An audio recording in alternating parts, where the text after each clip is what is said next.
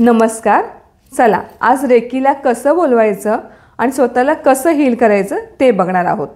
Healing करायच्या आधी कधीही एखादी चटई घ्यायची आणि त्यावर बसायचं. एक ग्लास पाणीसोबत गरजेचं आहे. त्यानंतर डोळे बंद करून शांत झाल्यानंतर आपण असे हात वरती करतो.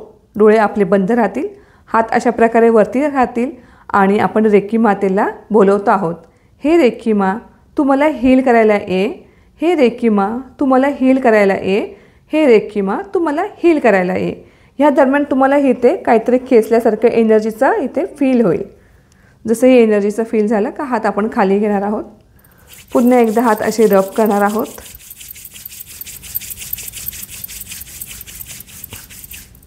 अशा प्रकारे आपण एनर्जी तयार करणार आहोत. सुरुवातीला कधी कधी वेळ लागतो. कुणाकुणाचं 1 मिनिटात माहिती पडतं, कुणाकुणाला 5 मिनटं पण लागतात.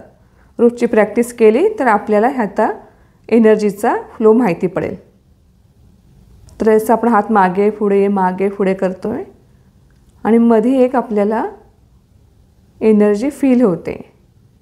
एखाद्या बॉलला आपण प्रेस करताना कसं फील होतो तसं इथे एनर्जी आपल्याला फील होईल. जसं हे फीलिंग आलं तर तिथे समजायचं का एनर्जी आली आहे. त्याप्रमाणे असं आपण हातात जसं ओंजळीमध्ये काही उचलतो तसं उचलायचं आहे आणि हा आपला एनर्जी बॉल तयार झाला आहे. आपले ह्या दरम्यान डोळे बंद आहेत आणि ब्रह्मांडाकडे आणि रेकी मातेकडे आपण प्रार्थना करतो आहोत का हे रेकी माते, तू मला हील करायला आली आहेस. हे रेकी माते, तू मला हील करायला आली आहेस. हे रेकी माते, तू मला हील करायला आली आहेस. ज्या जागेवरती आपल्याला पेन आहे त्या जागेवरती आपण असा हात ठेवायचा आहे. हात कायम कप शेप राहील असा हात ठेवून द्यायचा. कमीत कमी 5 ते 10 मिनटं आपल्याला हात त्याच ठिकाणी ठेवायचा आहे आणि एनर्जीला फील करायचं आहे. तिकडे एनर्जी जाऊन ती जागा हील करत आहे असं फील करायचं आहे पूर्णपणे. कमीत कमी पुढचे 21 दिवस आपल्याला हा प्रयोग रोज करायचा आहे आणि स्वतःच्याच हाताने स्वतःला हील करायचं आहे.